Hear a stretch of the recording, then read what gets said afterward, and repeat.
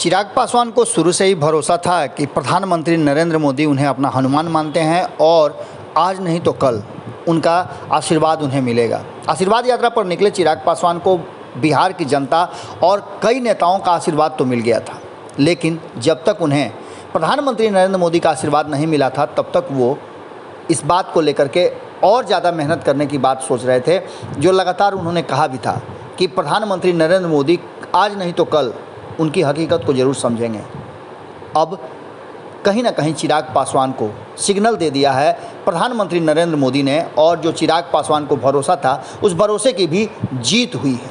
आपको बता दें कि एक तरफ जहां पूरा परिवार रामविलास पासवान की बरसी के दिन एक होने जा रहा है, वहीं आपको बता दें कि पार्टी में भी अब ऐसा लगता है प्रधानमंत्री नरेंद्र मोदी की चिट्ठी के बाद कि सब कुछ ठीक ठाक हो जाएगा।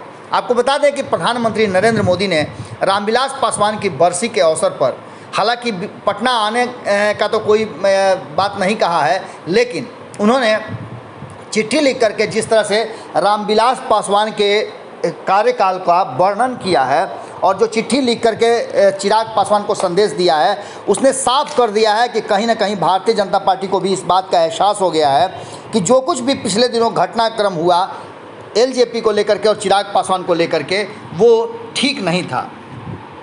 एक चिट्ठी लिख करके प्रधानमंत्री नरेंद्र मोदी ने रामविलास पासवान की बरसी पर सारी बातें स्पष्ट करके लिख दी है। उन्होंने लिखा है कि देश के महान सपूत, बिहार के गौरव और सामाजिक न्याय की बुलंद आवाज़ रहे स्वर्गीय रामविलास पासवान जी को मैं अपनी भावभीनी श्रद्धांजलि अर्पित करता हूँ।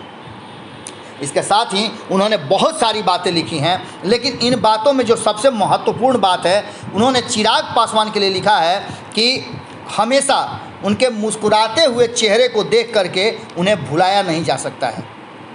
सभी के नेता थे, जन जन के नेता थे, और आज उनकी कमी बहुत खल रही है।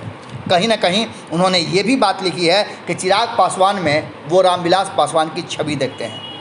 अंत में साफ तौर पे प्रधानमंत्री नरेंद्र मोदी का लिखना है कि मैं रामविलास पासवान जी के परिवार के सभी सदस्यों के लिए, ये बहुत महत्वपूर्ण बातें जो अंतिम लाइन उन्होंने लिखी है प्रधानमंत्री नरेंद्र मोदी ने, और यही वो कैच पॉइंट है जिसको आपको भी समझना होगा। यानी कि कई लोगों के लिए ये संदेश है, वहीं चिराग पासवान के लिए एक बार फिर से सिग्नल है।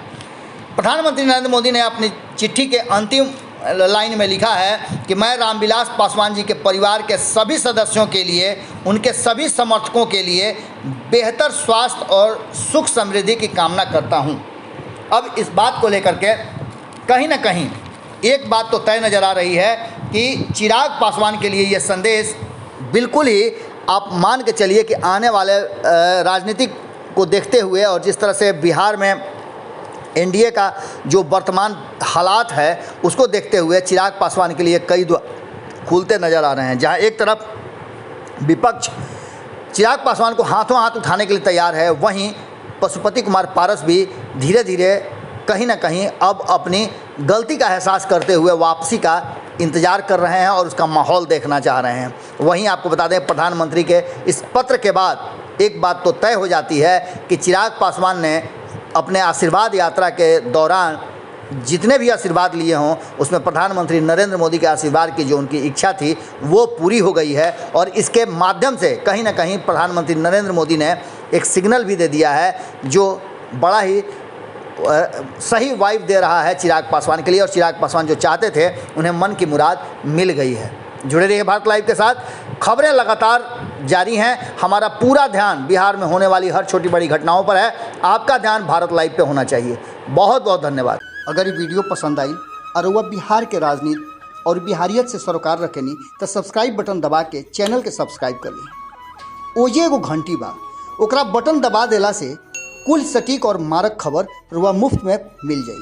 अगर रुआ पत्रकारिता के हमनी के नया प्रयोग में सहयोग कर चाहतानी तो ज्वाइन बटन दबा दी।